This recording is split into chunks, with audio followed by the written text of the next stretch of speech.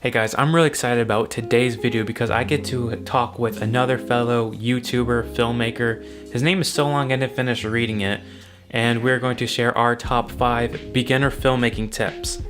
So without further ado, let's jump right in. I'm gonna jump in. Tell me a little bit about yourself for those who may not know your channel or just you as a filmmaker. Go ahead and describe yourself. All right. Well, my name is Jason. I run the channel TLDR Filmmaker, or known as Too Long Didn't Read Filmmaker. And pretty much my channel, I like to give you the answers right away first, and then I'll go into my reasonings. But I like to make sure that everyone is gaining some value. So my tagline is answers first, reasons last, but we're always still learning. And in terms of my filmmaking, I've been a serious filmmaker for pretty much the last, I would say, maybe 4 to 5 years. Up until then, I dabbled with video, but I wasn't serious. So I consider myself, having been a filmmaker for about 5 years. And shot my first feature, which was really awesome. And then I've worked on a couple other features since. Nice. So what kind of movies are you doing? A lot of the films that I dive in deal with action, whether it be martial arts action or military action, and that's pretty much the genre of films that I love to watch. Okay, nice. And where can someone go to see your movie or watch your movie? Well, it's actually on Amazon, so if you type in Project E1337 Alpha, it should show up. Nice. And what's the reason behind the name?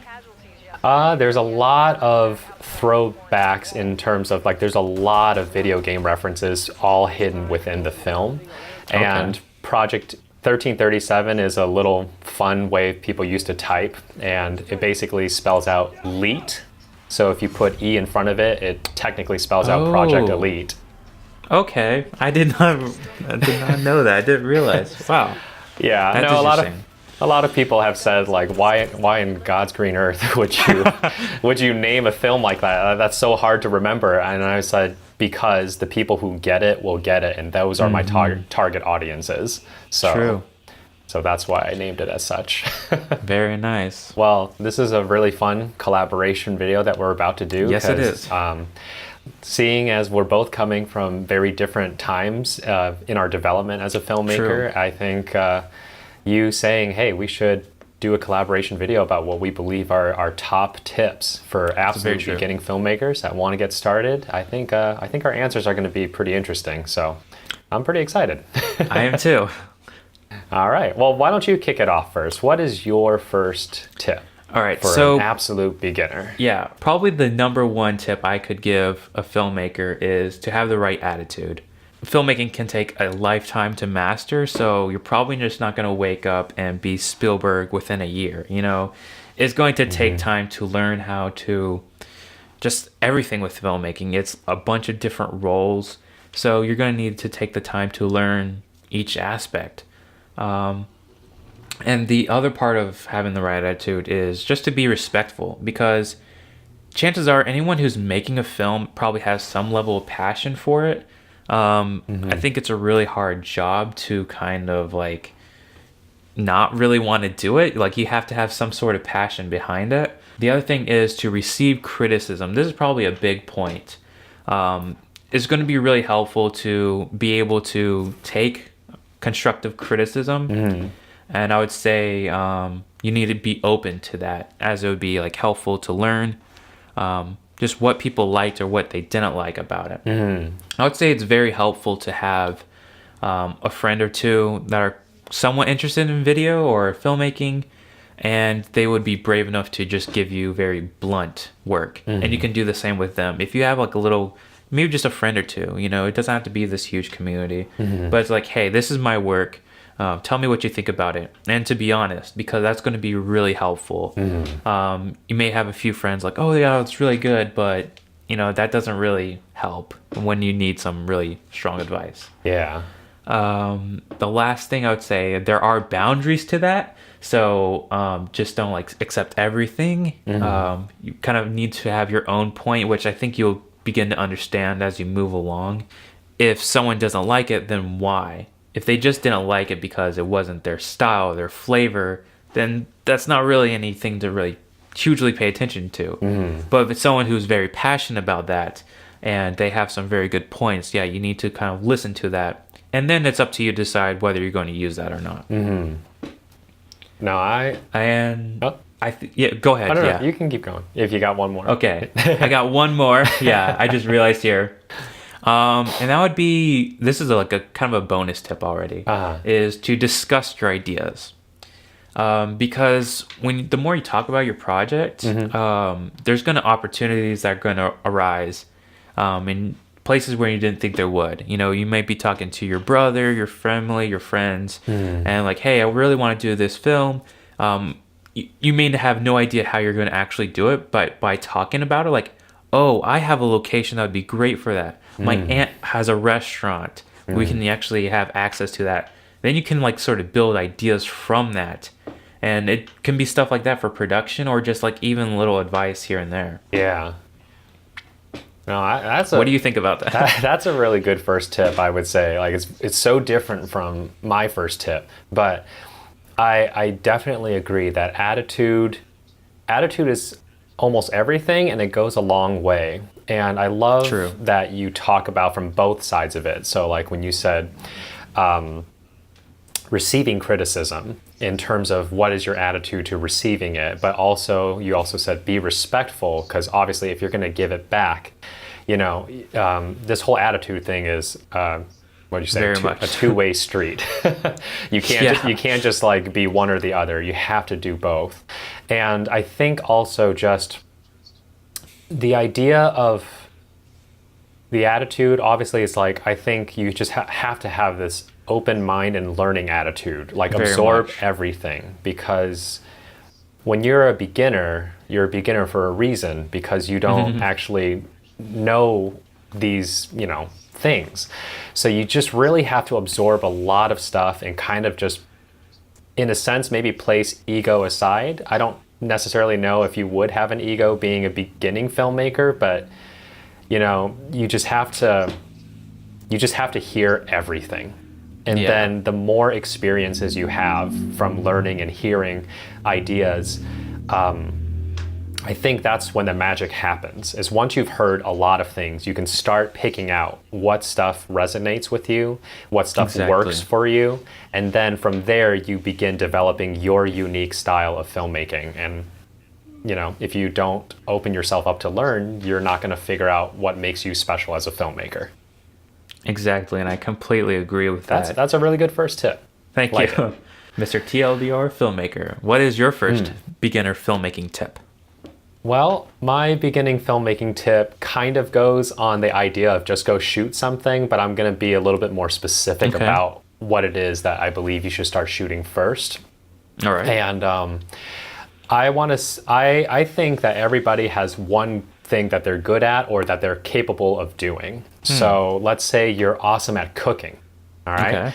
And I would say if you want to start learning how to develop your filmmaking skills, I think the best thing is to film more or less a step-by-step process of you cooking maybe one of your favorite dishes. And the challenge is I don't want you to tell the viewer what it is you're adding. So, you know, don't say, oh, add a tablespoon of salt, put some ginger powder in there, something. I don't want you to say it. I want you to show it. Okay. So I believe this tip is going to basically force you to start thinking, how can I make this interesting? And I'm actually going to send you some videos, because a lot of my short films in the Christmas specials that I do, there's a couple of them each year where I'm actually cooking something. And in one year, I basically showed the entire recipe without ever saying it. And people were telling me, oh, so that's how you cook your fried rice. And I was like, yeah, that's exactly how I cook it. So they knew exactly what the ingredients were. They knew how much I put into it. And, you know, and I shot it in various ways. So I think as a very beginner, I would tell them to work on this skill, because at the end of the day, if you're showing a movie, you're showing a sequence of images, and that is your main story medium. Yeah. So I think this is the best way for you to start developing your skill, is to film something that you already know how to do and see if you can make something interesting. You can throw some comedy bits in it. maybe you want to Exactly. make this funny. So the person is doing everything, but maybe they spill the rice all over the floor. And now that person has to sweep it up. And then after they're done cleaning everything, they can continue. So there's a moment where you can add these little story elements into it. You don't have to do it so dry where you're just filming a step by step. You can add some fun into it. And ideas like this is what's going to make you try to find moments as you develop as a filmmaker to make a story more interesting or more funny or more serious, what have you. Exactly. I begin to like see ideas like the guy sweeping up the rice and just pours it directly into the boiling pot. Like, Yeah, exactly. That's it. Like something like so that. ideas are coming and you get to see like a new perspective and you're trying to make it funny. You're trying to make it entertaining. That's what filmmaking is. Yes. I think that's a really good point because you're showing and not telling, which a lot of filmmakers say, and you probably have heard by now, Yes. is show, don't tell. And that is really powerful, especially for beginning, because there's a lot of telling in very beginning short films, telling as they're doing. And sometimes it's just more interesting to see what people do and have their emotions come off as being what you understand. If you pay attention to movies, a lot of them are not saying exactly what they're intending, Yeah. but you get to see that and you feel it and you almost like are there with them. All right, so for my second beginning filmmaking tip is to understand the basics of filmmaking. So learn both the technical and the creative side of filmmaking. Know how to use your camera, know how to capture good audio, learn how to compose and frame, and the whole wide yard of filmmaking. This is kind of like tying into it because you need to have an understanding of how gear works to a certain degree, because later down the road when you don't have, or like even as you're making your film, you may not have all the necessary equipment to make a good looking movie. But if you understand how I can capture good audio by getting the microphone close, then you can use your iPhone or something to record audio and it's going to sound and look better and overall up your production value. And then later down the road, you come across where you're maybe doing a commercial or working for a client and something comes up and you don't have the right gear or things to do it. Rather than spending a bunch of money and kind of washing down your problem, you can solve it creatively. So you can know like, okay, well, I know the fundamentals of how lighting works. So technically we can make it work. I can just have like a cheap softbox. I don't need anything huge, and I can make it look good. When you wash down your problems with money, you get a solution that's very bland and kind of like other Hollywood films. But when you can do it in a creative and less expensive way, you get something new and which is interesting and exciting. Yes. I believe that is from Robert Rodriguez's book, Rebel Without a Crew. Yeah. I think it is. I believe it. No, and that is a very, very powerful tip, I have to say, because I'm going to maybe get back into the elementary days, if you will, as if you're learning, because, there's always that arts and crafts class back in elementary school. And when you're that young, you're introduced to a pencil, pen, colored pencils, crayons, markers, Sharpies, highlighting markers. So, all these things are completely different, but they all do the same thing, which is to mark up a piece of paper or mark up a poster board in some fashion.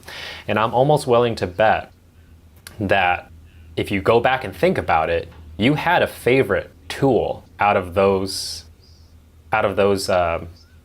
not utensils, but one of those things. Like I loved using pens because it was smooth to write. It didn't have that scratchy feeling of a pencil when you were drawing with it. I loved the smoothness of it. So I know that's like very basic to think about and probably doesn't make sense, but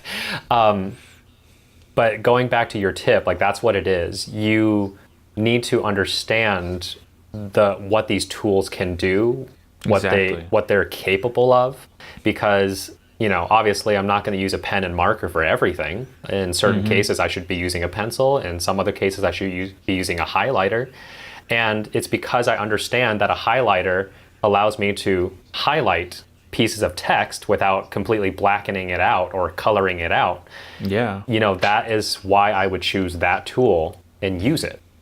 So it kind of boils down to just like, even just equipment wise, like in the lens, choosing a shallow or deep depth of field for your story, little things like that. And I think you're right about, you kind of have a preference and you begin to understand, oh, I really like the look of a 50 millimeter, or maybe a 24 millimeter might be good for this shot. That's really powerful to see and train your eye to how that works. Very nice. When you say like, don't just use money to solve a problem, try to see, can you do it in a different way? Is there another way you can achieve what it is you were going for? Because that's where not just creativity, but I also want to say like innovation. I think innovation also comes with that, because then you might develop a technique that you suddenly worked way better than you ever thought it would. And now you have this under your belt as a skill set to essentially smooth out future productions. So when you just throw money at a problem, you're not really developing yourself as a creative. Yeah. That's powerful. Really powerful. Well, my next tip actually kind of coincides with yours, and that is try not to fixate on one thing. Because if you guys listen to Nathan's previous tip, there's cameras, there's sounds, there's lenses, there's lights, there's a lot of things you need to understand and learn as you develop. But I want to say that some filmmakers, when they start, they fixate on one thing. And it could be anything. I don't necessarily know what everyone fixates on, but if you fixate on one thing for too long, you start to get tunnel vision and you don't realize how other things affect what it is that you're fixated on. So, for example, let's say you really love lenses or cameras. Let's just say cameras and lenses. So you really focus on your skill set and you really learn the ins and outs of cameras and focal lengths and all that stuff. But by doing so, you're forgetting that lighting is a very important part of how your camera operates. If you don't have light, then your camera doesn't see anything. And I think when you continue developing your skills, you're going to suddenly realize that filmmaking is essentially a car. It's a car that's filled with so many things that all have to work together to make the car move forward. If you only focus on one part of the car's not going to move. So I think as you develop, you just need to you just don't want to fixate on one thing, and you want to try to be aware of as many things as possible. And I don't mean that you have to try to fixate on all of them. Just know that they exist, know that it's important, and then as you develop into an intermediate filmmaker, you can start maybe specializing in one of them. But as a beginner, I think you should have a really good understanding of everything. So don't just fixate on one part of filmmaking. Try to listen to everything. Yeah, I agree. And you could even take this into a broader perspective. Let's say you're only focusing on cinematography. Well, how does that affect your script writing or your acting or directing? I would say even acting, because you at least need to have a fundamental understanding of how or what the actor's going through. That would be helpful. Yes. So yeah, sometimes just jump around like, okay, how do I improve audio now? Like, I'm interested in audio for a segment, just like a little section of my life. I'm like, okay, well, how does audio work? How does lighting work? And yeah, lighting is, I think, more fascinating than probably lenses, because you can sculpt and create character and mood. The lens, they all essentially work the same, Yeah. So yes, they do. Yeah, like, and you could put a kit lens with good lighting, and it's gonna look decent. And that's where, like, when a lot of people talk about, oh, I need a good low light camera. Probably not. You're probably like it'd be useful for your camera to go up to like 1600 ISO. Rarely do you ever go above that. And pay attention. A lot of these cameras that you've seen your famous movies and all that stuff on, all the movies you like, those cameras probably didn't go above ISO 400. Yeah. So yeah, it's true. Exactly. You don't really need to go above that. And just learn how to light. And lighting is so much cheaper. You can pick up a can light with an LED bulb for like $14. Yeah. And you can practice with that. You can pick up another light and you have 2 lights. And I would say just focus on one light. If you look at a lot of movies, they're just basically using one light and just kind of modifying it almost. And my third filmmaking tip is to be an idea collector and look at life and other art. If you're going to be a filmmaker, you're going to need to be an idea collector first and foremost. You need to start paying attention to people's conversations, how people talk. I think once you do that, you really see people don't get to the point in conversations. They kind of like go around that, maybe hint it. And there's sometimes people repeat themselves. And with a movie, you're not necessarily want an actual conversation, but you want to mimic a conversation. So you can have those flaws of reality, like people talking over themselves, or maybe someone interrupts the conversation. So the person that originally was about to say something does so at a later time. And that can be a powerful tool as well. It's just like learning how dialogue works. That's just only one aspect is dialogue. But take photographs. A lot of times I just go out and I'm just looking for compositions, and it just kind of happens intuitively. And I just take up my photos on my phone. I mean, I don't have the camera around with me, and the phone just a lot more convenient. And you're able to learn how to compose and frame, look at negative space, eliminating all like the distractions, and focusing on what you want the viewer to see. And share them on Instagram or whatever your favorite photo sharing platform is. And hopefully people like kind of get inspired by that, and at least you can see your growth and how you're sort of paying attention and learning your style. So photography is a big one. And then when you have ideas or when ideas come around, capture them, write them down. I use my notes on my phone a lot. I would write this little idea have come to mind, and I probably would look back and like, what the heck is this? Like, it's so vague, but at least brings that thought back, like, oh yeah, short film ideas, little ideas here and there, and start collecting those ideas. And then hopefully down the line you can actually use that stuff. Maybe you won't, but it's worth collecting those ideas. Now that is that's a really wonderful beginning tip, because I want to say a lot of people, when they are a beginner and they go into it, a lot of them is like, well, what do I do? Or what can I do? Yeah. And what can you practice by yourself is a big thing. And I almost want to say, like, this is a perfect training for you as a creative to have your ears and eyes constantly open.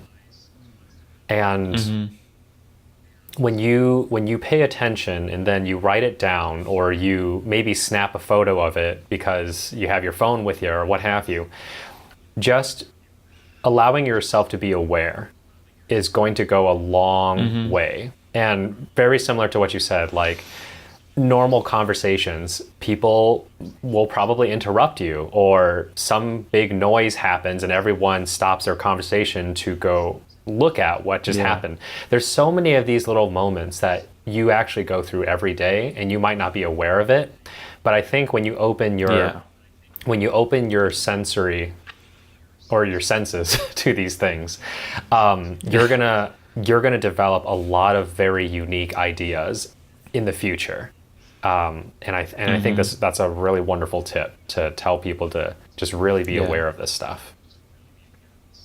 I think it has kind of its flaws too. I don't know if you ever do this, but ever since I paid attention to lighting, I tend to favor soft lighting, and I cannot stand overhead lighting. I always leave them off. It's like, I hate the look, like this nasty tungsten color. So I'm like, I flip up my softbox just to read from that because it's much more pleasant.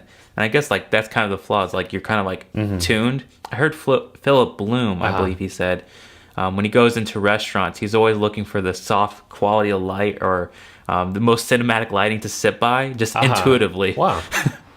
So it's like, yeah, it's really crazy how that kind of impacts your life in a way. But I think it's worth it. Yeah, it's very interesting to see like how people actually even light up a restaurant. Like Philip Bloom, like he goes searching for the most cinematic setup. That's actually, again, here you go, being open and aware of your senses and what you see, and you learn from it. Exactly.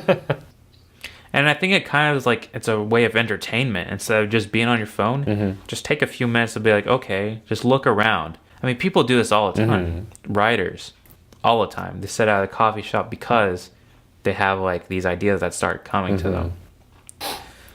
Yeah. I guess that leads on to your next tip. Last final tip, actually. Last tip. I wasn't planning. Better I wasn't be a good planning one. on this one, but you know, Oh, you no, are? but no. But having this conversation did spark this last tip I would give a beginner, and it actually ties back to your very first one, having the right attitude. And I would say, you can do it. That's literally what I want a beginning filmmaker to understand. You can do it. There's never been a better time to be a filmmaker, and people have heard this everywhere. But at the same time, I still feel like beginners put some sort of doubt that they can't do it. And part of it could be like, oh, I don't have money to do it, or I don't have actors to do it, I don't have this, I don't have that. And they find reasons to not pursue what could be a passion. And I get it, because, you know, mentally for you to jump into anything that's new, even if you are passionate for it, is kind of a scary thing. It's very scary. But I want you to not be scared of it. And going back to Nathan's first tip, having the right attitude. There's nothing that you can do at this level that's going to hurt you. You're not going to... I mean, you can't. You can't like ruin your filmmaking career if you haven't. No, started. exactly.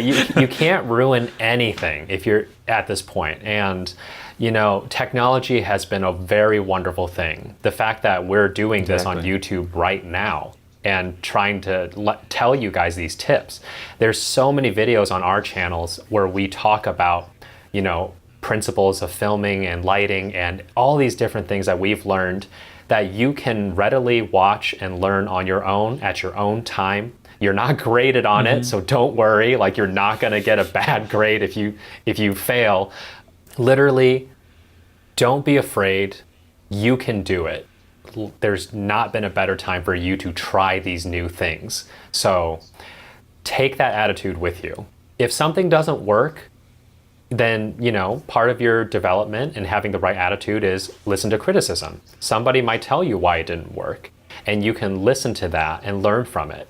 And as you continue to make mistakes, you're going to become better and better. In fact, the more mistakes you make, the better you become. As weird as that sounds, make mistakes, and especially right now, because again, your mistakes don't actually matter. It's not going to affect your career. It's not going to affect anything. You're just simply learning from it. Yeah. So that's my final tip. You can do it. Just go. Don't doubt yourself. Amen to that. I mean, like a lot of people I've talked with, they're like have some sort of interest in starting a YouTube channel, and I would say like we're no different. Like no. You and me, we just decided, okay, I just think we're going to try it. At least we're going to start it. It is hard. Yes. There's going to be challenges. And I talked with Jason. It's kind of an emotional kind of a journey because you're talking to a camera and you're making videos and you're kind of picking up on these statistics as your feedback almost. But you have to try to, you know, avoid that. So it's definitely difficult. But you can do it. I mean, it's going to take time, like we all said. But like, at least give it a shot. I mean, put as your effort into it and at least see what can come from that. And definitely both us, we're still small creators, but I would say it's a success to have this many people who click that subscribe button. I know how difficult it is for me to subscribe, or like at least what needs to happen before someone subscribes. And I'm just incredibly thankful that someone subscribed to my channel. No, And I actually am too. taken to that. And just to run this case home of what I'm saying about like you can fail and still learn. Guys, this is my third attempt on YouTube. Yeah, it is. Yeah.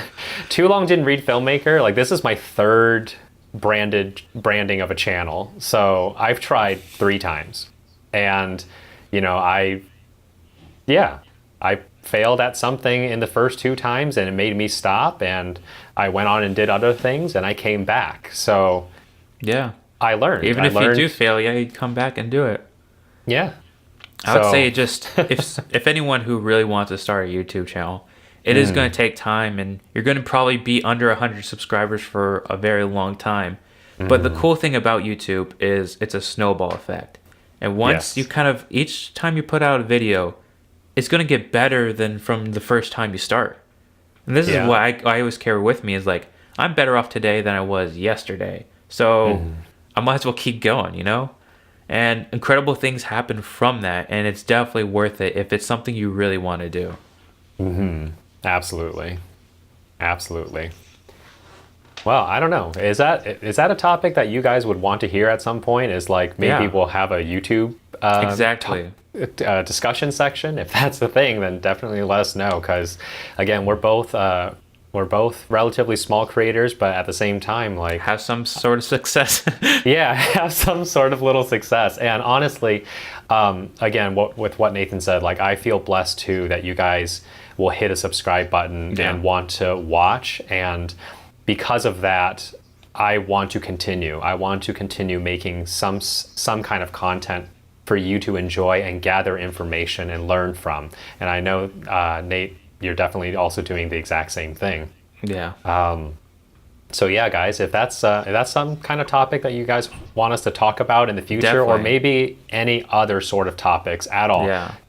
leave it in the comment section. We'll read it. And I got a whole lot to say about YouTube. oh yeah, it's a very interesting topic for sure. So I'm sure we can talk forever about it. Yeah.